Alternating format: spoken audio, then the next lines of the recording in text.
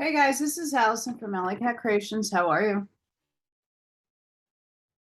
If you haven't done so already, can you please like, share, and subscribe to my channel? That is really helpful, and it spreads abundance, knowledge, wisdom. If you get anything from my work, a connect the dot, a mic drop moment, a new book to read, a new author to explore, please consider helping me out. All the links will be linked down below. If you would like to help me with my move, no word yet. That's also in the link below.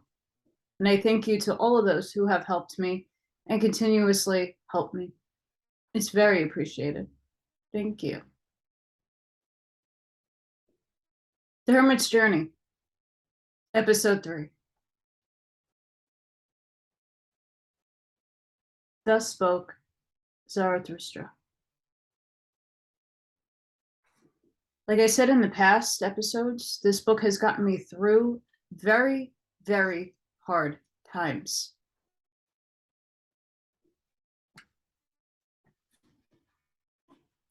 It showed me things. It woke me up through this journey. I'm still in a journey. We started off with the allegory of the cave, re-emerging into a different plane of existence, trying to go back to wake other people up to the falsehoods and lies that society has narrated to us, and how that makes some of us feel very alone. In Manly P. Hall's work, I go through how to be with nature, how to reconnect with nature. Most hermits live by themselves and live in the mountains or the woods. Not so much anymore, as we are all living in our own cities and states and towns and countries alone, feeling alone. But how when you connect and reconnect with nature and the animals, you can find that unconditional love and that you're never alone. Maybe from other humans, you're alone.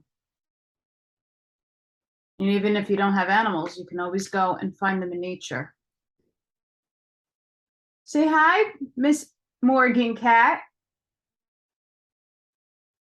Say hi, everybody. She never looks at the camera. Very, very seldom. Say hi. There you go.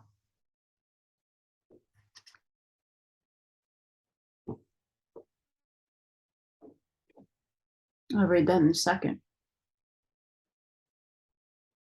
Then we learned about the potter who started making creations of divinity. But in essence, that's finding the divine within you, illuminating it, creating, leaving your essence in things to impart on the world. Hi. It's very important that even in our hermit state, we do for others, as I would hope many of you would like to be a service to others. And sometimes we can do that in our alone state, as being the creative hermit, as being the adept, then the student, then the master. I'm going to read you a little piece of the prologue so that we understand where I'm going with this and why it's so profound. And hopefully Morgan, Cat over here, makes her way to a little bread of loaf. Not a loaf of bread, because she's not bread. She looks like it when she lays down.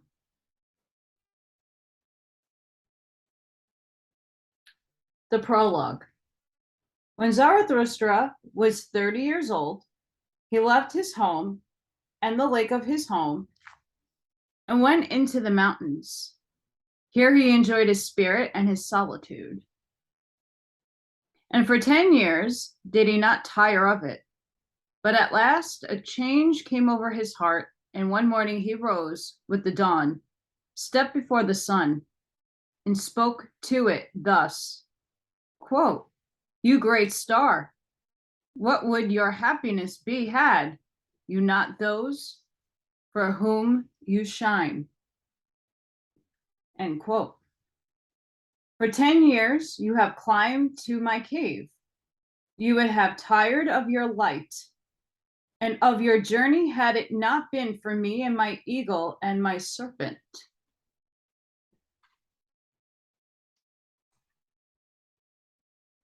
But we wait for you every morning, took your overflow from you and blessed you for it.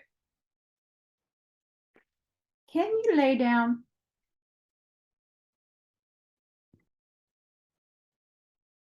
Now she's a bread loaf. Behold, I am weary of my wisdom like a bee that has gathered too much honey. I need hands outstretched to receive it. That's very important. I am going through that right now. I'm getting a lot of downloads. I'm getting a lot of snippets and visions of things that has yet to either come to pass or has already passed. I mean, I'm trying to live without linear time. And I have like a wealth of all this information in me and not too many people to speak it to. Thankfully, yesterday I had two amazing people to speak it to, and a few others are coming into my life. But not everybody has that right now in this moment in time. And it's not in person. I like to be in person. Hopefully one day. Because those people are very incredible that I spoke to. I would give away and distribute until the wise among men find joy once again in their folly, and their poor in their riches. For that I must descend to the depths, as you do in the evening, when you go behind the sea and still bring light to the underworld, you over-rich star. Like you, I must go under, go down, as it is said by man, to whom I want to descend. So bless me that you quite that I can look even upon on an all too long happiness without envy. Bless the cup that wants to overflow, that the water may flow from it golden and carry everywhere the reflection of your delight. Behold, this cup wants to become empty again, and Zarathustra wants to become man again. Thus, Zarathustra began to go under. Zarathustra descended alone from the mountains, encountering no one. But when he came into the forest, all at once there stood before him an old man who had left his holy cottage to look for roots in the woods. And thus spoke the old man to Zarathustra. No stranger to me is this wanderer. Many years ago he passed this way. Zarathustra, he was cold, but he has changed. At that time you carried your ashes to the mountains. Would you now carry your fire into the valleys? That's a very profound statement.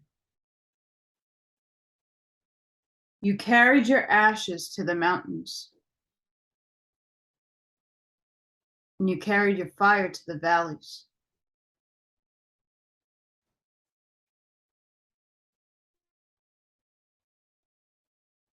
It's not saying that ascending is you're going to die. What this is saying is that you have to ascend to die in terms of yourself, your old self, to be reborn with the fire within you into a new being. No longer the things that serve you should remain in your life. Everything has a season and a cycle in your life. Something stays longer than others. Things become challenges that you must overcome. Those are your soul obstacles.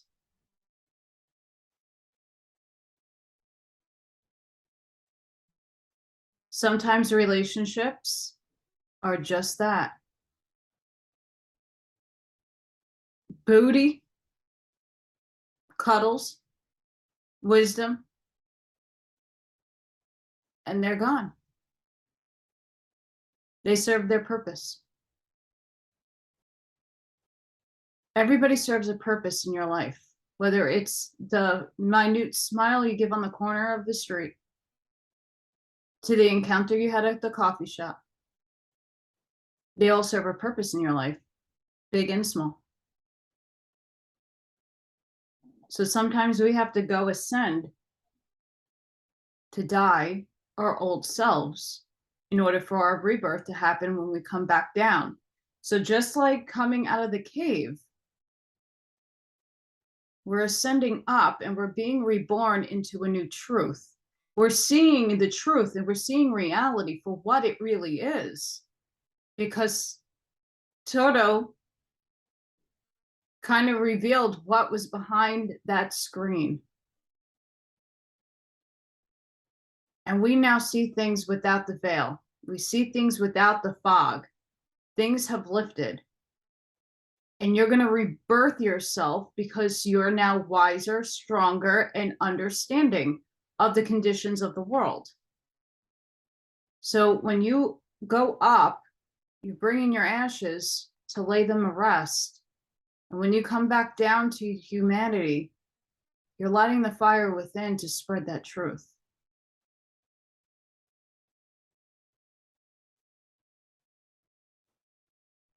Do you not fear to be punished as an arsonist? Yes, I recognize Zarathustra. His eyes are pure and round. His mouth, there hides no disgust. Does he not walk like a dancer? Zarathustra has changed. Zarathustra has become a child. Zarathustra is an awakened one. What do you now want among the sleepers? Hi! What's going on in the world today? Many of us just felt that. I'm going to reread it. Zarathustra has changed. Zarathustra has become a child. What is a child but of innocence? Zarathustra is an awakened one. What do you now want among the sleepers? You live in your solitude as in the sea. The sea carried you. Alas, would you now climb ashore?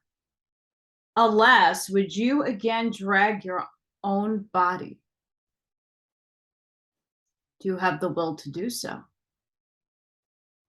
Zarathustra answered, I love man. Why? Asked the saint. Did I go into the forest and the desert? Was it not because I loved man all too much? Now I love God. Man I love not. Man is for me too imperfect a thing. Love of man would kill me. Zarathustra answered, did I speak of love? I bring men a gift. Give them nothing, said the saint.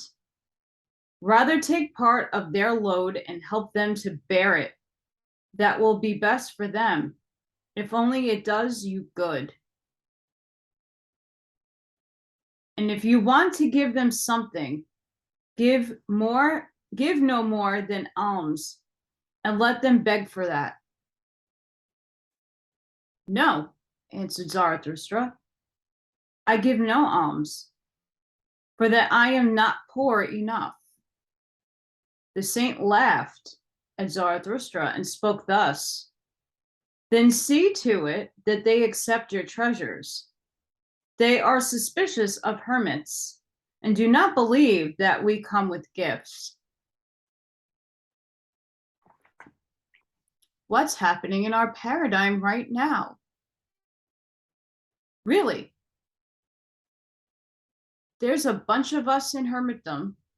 There's a bunch of us with either spiritual knowledge, political knowledge, a hybrid of both, and other facts and truths that have been hidden to these sleepers. You have the treasures. Do you have the willpower to walk into that truth?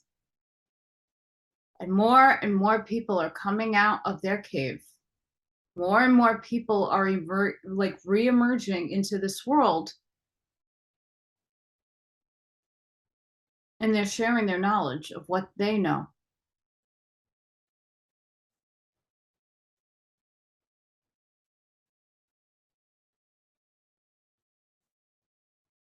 Our steps sound too lonely through the streets. And what if a night in their beds they hear a man walk by long before the sun has risen? They probably ask themselves, where is the thief going? Do not go to men, stay in the forest. Go rather even to the animals. Why do you not want to be as I am, a bear amongst bears, a bird amongst birds? And what is the saint doing in the forest? Asked Zarathustra. The saint answered, I make songs and sing them. And when I make songs, I laugh, cry, and hum. Thus I praise God. With singing, crying, laughing, and humming, I praise the God who is my God. Well, what do you bring us as a gift? When Zarathustra had heard these words, he bade the saint farewell and said, what could I have to give you? But let me go quickly, lest I take something from you. And thus they separated, the old one and the man laughing as two boys laugh. But when Zarathustra was alone, he spoke thus to his heart. Could it be possible? This old saint in the forest has not yet heard anything of this, that God is dead. Pause. That is a very, very famous line that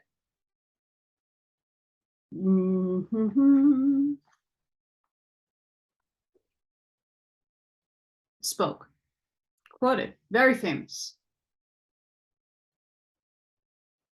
And people like to get all upset. Here's the problem. He didn't say what God. Right? He didn't. He didn't say the Almighty. He didn't say the infinite intelligence. He didn't say the all. He said God.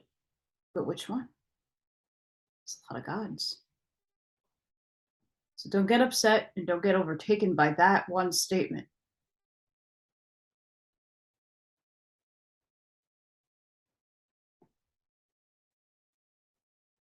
Don't get overtaken, because I know people like, you are a Satanist. No, I'm a messenger of God, the all, the infinite intelligence. All of you are. And maybe, just maybe, you understand that Satan is also a creation of God, and let him play his games here. Thus spoke me. I'm going to read one more part and portion before I get into other portions of this book, only because we're going to do this as a series. So there's lots of tidbits in this prologue. When Zarathustra came into the next town, which lies on the edge of the forest, he found many people gathered together in the marketplace, for it had been promised that there would be a tightrope walker. And Zarathustra spoke thus to the people, quote, I teach you the overman. Man is something that shall be overcome. What have you done to overcome him? End quote. All beings so far have carried something beyond themselves. And do you want to be the ebb of this great flood, or even go back to the beasts rather than overcome man? What is the ape to man? A laughing stock or a painful embarrassment? And man shall be just that for the overman, a laughing stock or a painful embarrassment. You had made your way from worm to man, and much in you is still worm. Once you were apes, and even now too, man is more ape than an ape. Whoever is the wisest among you is also a mere conflict and cross between plant and ghost. But do I bid you become ghosts or plants? Behold, I teach you the overman. The overman is the meaning of the earth. Let your will say, the overman shall be the meaning of the earth. I beseech you, my brothers, remain faithful to the earth. And do not believe those who speak to you of otherworldly hopes. Poison mixers are they, whether they know it or not. Despisers of life are they, decaying and poisoned themselves, of whom the earth is weary, so let them go. Once the sin against God was the greatest sin, but God died, and these sinners died with him. To sin against the earth is now the most dreadful thing, and to esteem the entrails of the unknowable higher than the meaning of the earth. Once the soul looked contemptuously among the body, and then this contempt was the highest. She wanted the body meager, ghastly, and starved. Thus she hoped to escape it and the earth. Oh, this soul herself was still meager, ghastly, and starved, and cruelty was the lust of this soul. But you, too, my brothers, tell me, what does your body proclaim of your soul?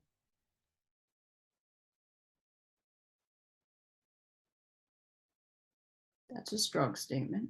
In question, is not your soul poverty and filth and wretched contentment? Verily, a polluted stream is man. One must be a sea to be able to receive a polluted stream without becoming unclean. Behold, I teach you the overman. He is the sea. In him your great contempt can go under. What is the greatest experience you can have? It is the hour of the great contempt, the hour in which your happiness too arouses your disgust, and even your reason and your virtue. The hour when you say, what matters my happiness? It is poverty and filth and wretched contentment. But my happiness ought to justify existence itself. The hour when you say, what matters my reason? Does it crave knowledge as the lion from his food? It is poverty, filth, and wretchedness, contentment. The hour when you say, what matters my virtue? As yet it has not made me rage. How weary am I of my good and my evil? All that is poverty and filth and wretched contentment. The hour when you say, what matters my justice? I do not see that I am flames and fuel, but the just are flames and fuel. The hour when you say, what matters my pity? It's not pity, the cross on which he is nailed, who loves man, but my pity is no crucifixion. Have you yet spoken thus?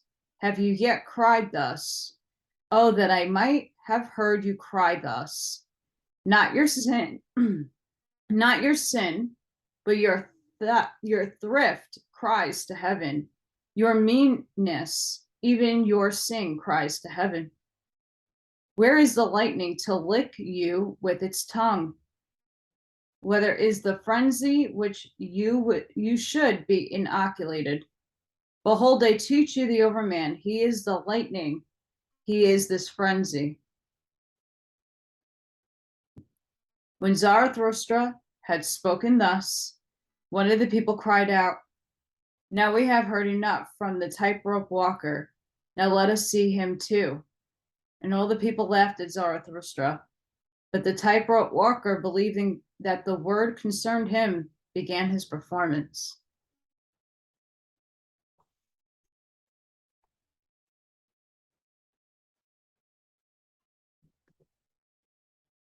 We'll get back to the prologue.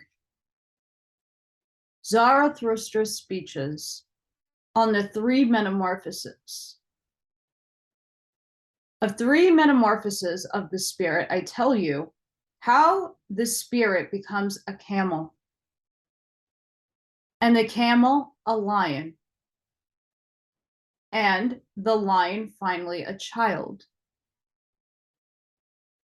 There is much that is difficult for the spirit, the strong reverent spirit that would bear much, but the difficult and the most difficult are what its strength demands. What is difficult? Asked the spirit that would bear much and kneels down like a camel wanting to be well loaded. What is most difficult, O heroes? Asked the spirit that would bear much, that I may take it upon myself and exult in my strength? Is it not humbling oneself to wound one's hauntness, letting one's folly shine to mock one's wisdom? Or is it this, parting from our cause when it triumphs, climbing high mountains to tempt the tempter? Or is it this, feeding on the acorns and grass of knowledge, and for the sake of truth, suffering hunger in one's soul? Or is it this, being sick and sending home the comforters and making friends with the deaf, who never hear what you want?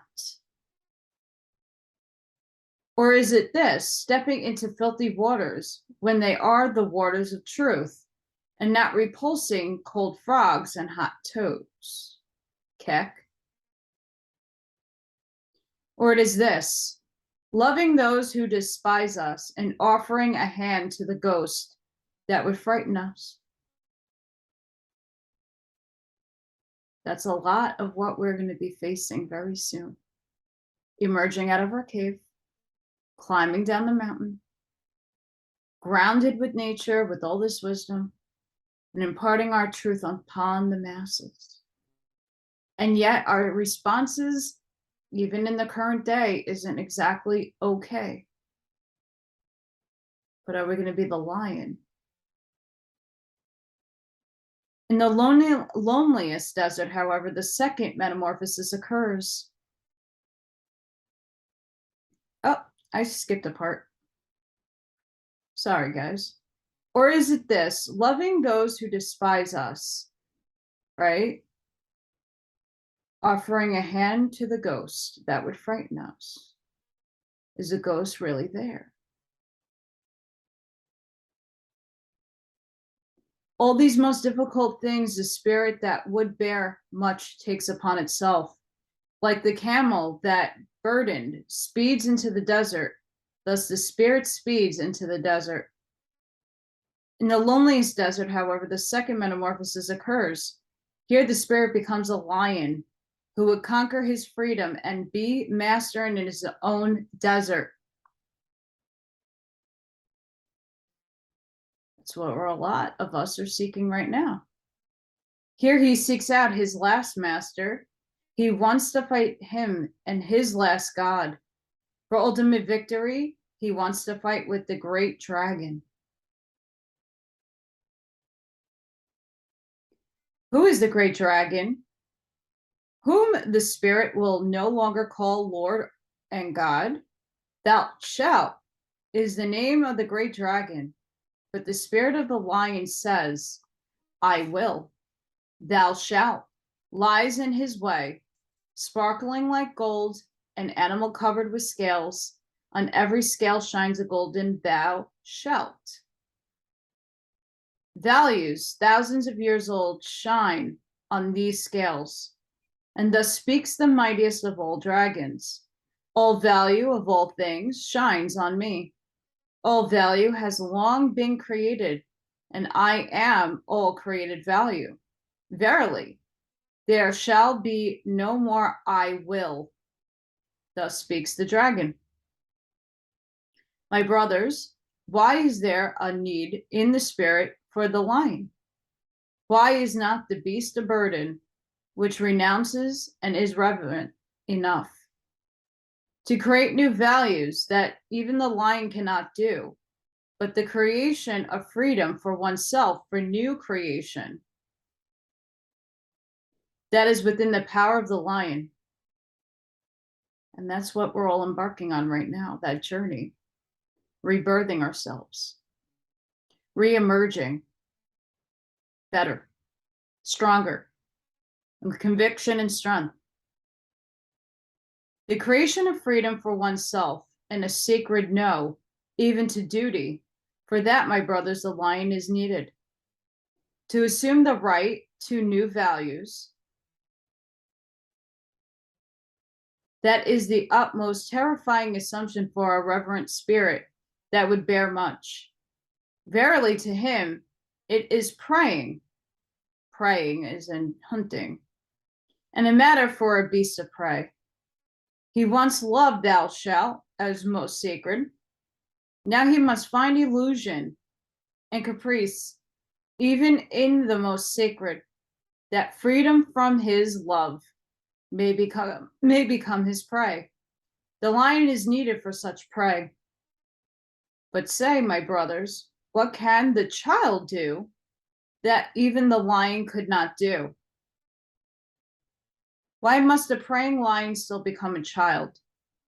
The child is innocence and forgetting, a new beginning, a game, a self-propelled wheel,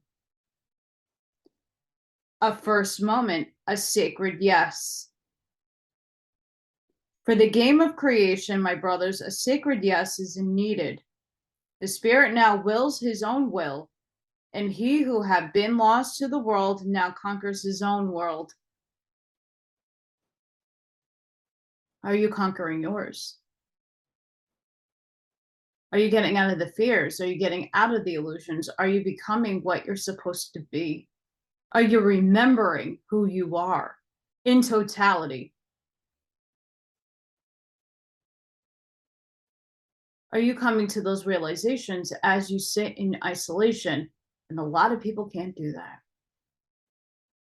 I have a lot of friends who can't be by themselves. They refuse to understand what being alone really is and finding the strength within to overcome obstacles alone. A lot of people don't know how I am still alive because I've been alone my whole life.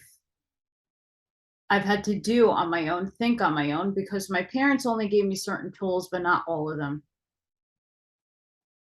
They gave me the material world and not the spiritual world. So I had to find that spiritual world within myself. I had to grow, learn, and adapt alone. And at the end of the day, you are born singularly, unless you're a twin, and you die going alone. Sometimes you need to learn what that aloneness is. It's not negative. It's not bad. It's not to say other people can't be in your life. But knowing how to rely on only yourself is key. You have to have those experiences not just jumping to one next thing to the other, and they're not going to work out, and you're only causing yourself more pain. Of the three metamorphoses of the spirit, I have told you how the spirit became a camel, and the camel a lion, and the lion finally a child. Thus spoke Zarathustra. And at the time he sojourned in the town that is called the Motley Cow. Not Motley Crew, Motley Cow.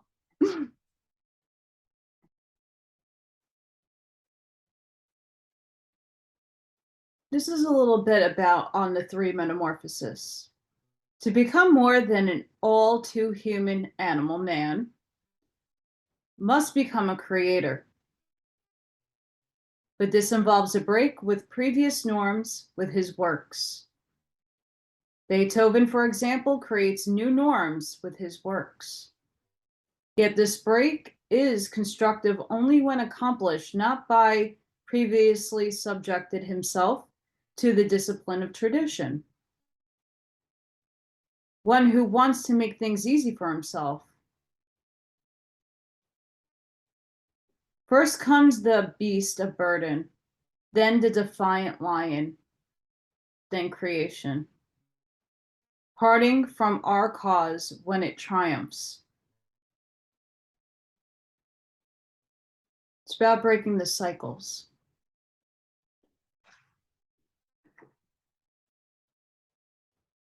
Many times we take the easy route or the things that we know work, and we don't try other avenues because they're foreign to us. Or we just don't have the enough gall to take the risks. But many people nowadays are being thrusted into taking these risks, into emerging out different from where they have started. They're finding the strength of the lion within them to emerge out of their cave. Again, to ground in nature and to start being creative. Finding new modalities, finding new ways of reimagining what they want their world to be. This is where, and many of us are in that stage now, is how do we recreate and reimagine the old coming into a new paradigm?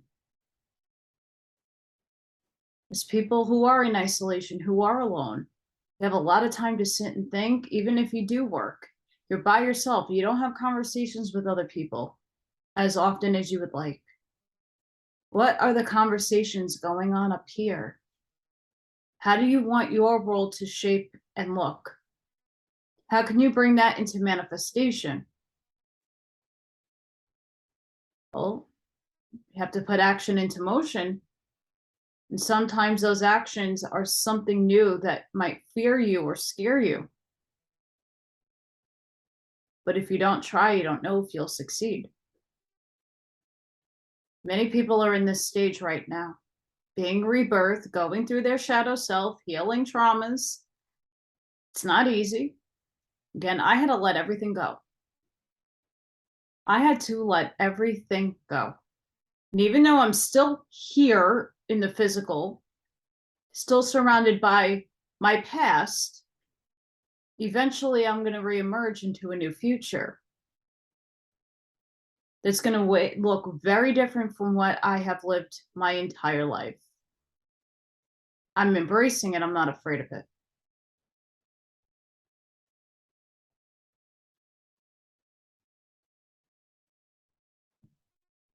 We have to become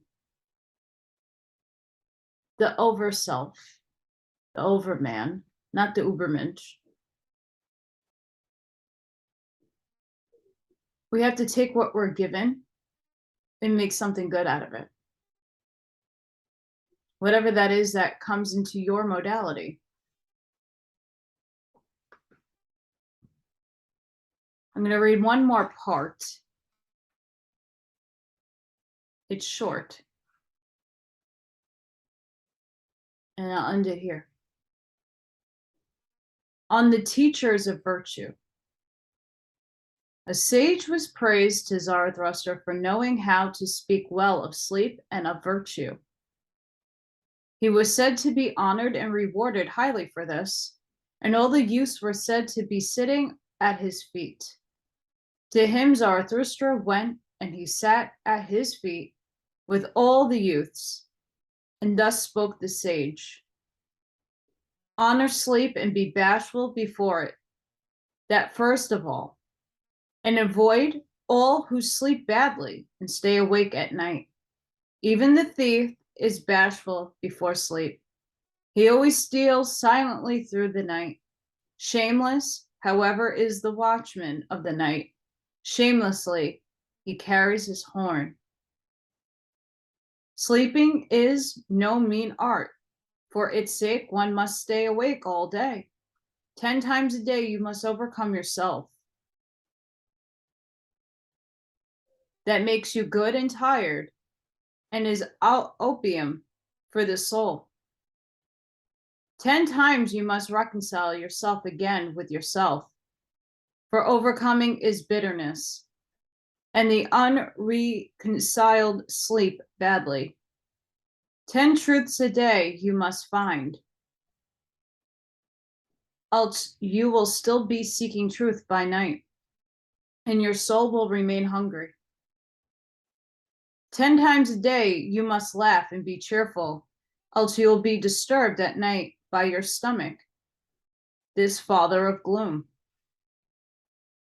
Few know it, but one must have all the virtues to sleep well.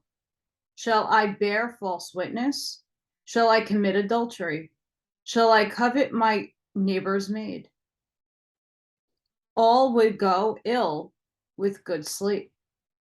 And even if one has all the virtues, there is one further thing one must know: to send even the virtues to sleep at the right time, lest they quarrel with each other, the fair little woman about you, children of misfortune, peace with God and thy neighbor. That is what good sleep demands, and peace even with the neighbor's devil. Else he will haunt you at night. Honor the magistrates and obey them, even the crooked magistrates. Good sleep demands it. It isn't my fault that power likes to walk on crooked legs. I shall call him the best shepherd, who leads his sheep to the greatest, greenest pasture that goes well with good sleep. I do not want my honors or great jewels that inflames the spleen, but one sleeps badly without a good name and a little jewel. A little company is more welcome to me than evil company. But they must go and come at the right time. That goes well with good sleep. Much too do I like the poor in spirit. They promote sleep. Blessed are they, especially if one always tells them that they are right. Thus passes the day of the virtuous, and when night comes, I guard well against calling sleep. For sleep, who is the master of the virtues, does not want to be called. Instead, I think about what I have done and thought about it during the day. Chewing the cud, I ask myself, patient as a cow, well, were your 10 overcomings? And what were your 10 reconciliations? And then the 10 truths and the 10 laughters, which your heart defiled away itself. Weighing such matters and rocked by 40 thoughts, I am suddenly overcome by sleep, the uncalled, the master of the virtues. Sleep knocks at my eyes. They could become heavy. Sleep touches my mouth. It stays open.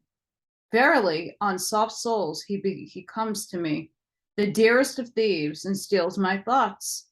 Stupid I stand, like this chair here. But not for long do I stand like this. Soon I lie. When Zarathustra heard the sage speak, thus he laughed in his heart, for an insight had come to him, and thus he spoke to his heart. This sage, with his 40 thoughts, is a fool, but I believe that he knows well how to sleep. Happy is he that even lives near the sage. Such sleep is contagious, contagious even through a brick wall. There is magic even in his chair, and it is not in vain that the youth sit before this preacher of virtue. His wisdom is to wake in order to sleep well. And verily, if life had no sense, and I had to choose nonsense, then I too should consider this the most sensible nonsense. Now I understand clearly what was once sought above all when teachers of virtue were sought. Good sleep was sought, and opiate virtues for it.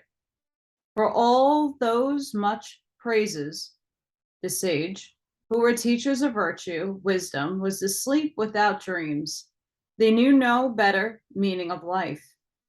Today, too, there may still be a few like this preacher of virtue, and not all so honest, but their time is up. Tick tock. And not for long will they stand like this. Soon they will lie. Blessed are the sleepy ones, for they shall soon drop off. Thus spoke Zarathustra.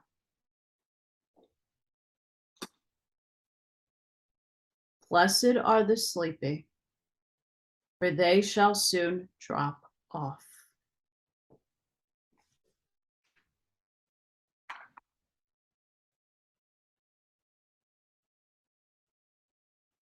What have we seen in our current circumstances going on that there are sages and preachers and people who give you some sound advice, but some advice isn't that sound? What is your discernment with it? What does your heart say to you? And the people who sleep by past all these virtues, they're going to drop off. We are currently seeing a mass exodus of this realm. A lot of people leaving. Why? That's the arrangement of God that they made. We all made an arrangement. We all have one. To better understand those states of consciousness is to dig deep within yourself and understand where you are. You can always change. You can always have the will to change. You can always move forward in life. But what is best serving you? As we're going through this journey, each of us have different circumstances, different family arrangements. Some of us, like myself, is absolutely alone physically. I got kitties. Many people feel isolated within their own families because their families are not listening to their wisdom, or they find them foolish.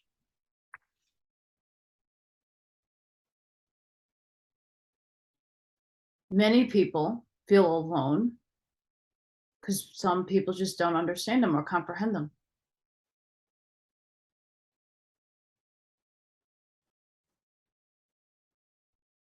Are you going to be the sleepy person that's just going to walk by that other person?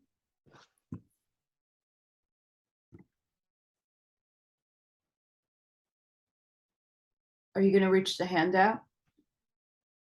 Did you fully come out of your cave yet? Are you past the illusions, the shadows casted on the cave wall?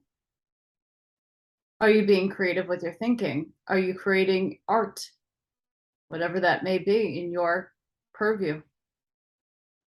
Are you going into nature and connecting with the animals and with nature itself? God is everywhere. And even though my famous philosopher have quoted what I said in the beginning, that's his perception. but it's one that you have to understand and interlay within the paradigm that we live, because it's untangible. Energy is not to be seen unless the light bulb goes on or the lightning comes down on the ground. You otherwise don't see it. So how do you know it's actually there? God's in everything.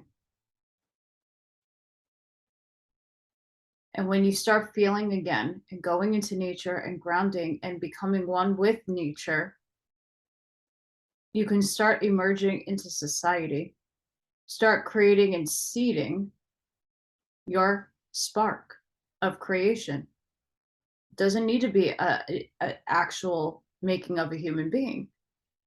It could be anything that you do to better the world.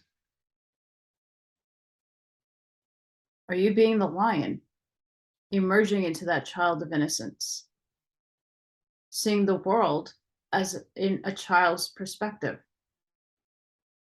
Are you really living and walking in your own virtues? The world is testing each and every one of us right now.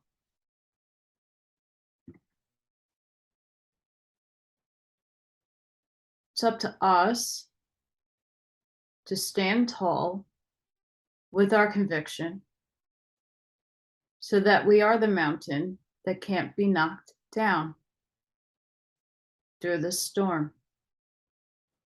It's here. Tell me what you think. Where are you in this story? What phase? There's no right or wrong. Again, and it also all happens in divine timing. Again, we're in that building and we all matter. No matter if you're at level 1 or level 10, all in that building matter. Even the people in the middle that haven't figured it out yet. They don't know what building to go into, the negative polarity or the positive polarity. They're here just trying to figure it out. And that's all we are doing right now. But in our isolation, in our aloneness, we have to come and anchor in ourselves. Understand what we are, what we want, what we are becoming, what no longer serves us that's needing to leave our existence. Doesn't benefit us anymore. The cycles are breaking. Where do you choose to move? Sometimes that walk up and ascending takes a little bit longer for some than others. And that slow, rapid descent to help others might be slower than some others. And that's okay. What are you doing here to contribute to the world? That's why you're here. You have a mission. What are you contributing to the world? I bet you something amazing and marvelous.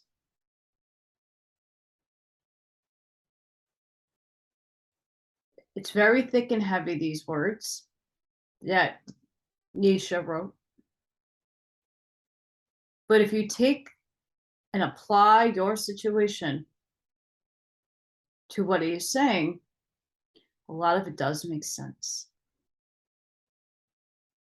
So I hope you all enjoyed this episode of the Hermit's Journey. Next time, I'll probably go back to Manly P. Hall because there's some really other good essays in there. Sending each and every one of you love and light. I hope you have an amazing week. Be safe, be seen. We're never alone. They're always a thought away. Work on yourself. Have an Amish mindset. It takes all of us. It takes a village. What are you abundant in today that you can help others? Again, that could be a like, share, and subscribe. And if you haven't done so already to my own channel, please do. Repost on other platforms. It helps. doesn't harm you or hurt you. If you're afraid of what other people are thinking and judging you, well, that's something you need to work on, because we have to get over that. I get it. But I'm not one of those who spews a lot of things that would get me banned on other platforms. Everything I say is very coded if you understand it. If you have it within you to help me, please do. I really appreciate it at this time. Until next time, guys, have a great one. Bye.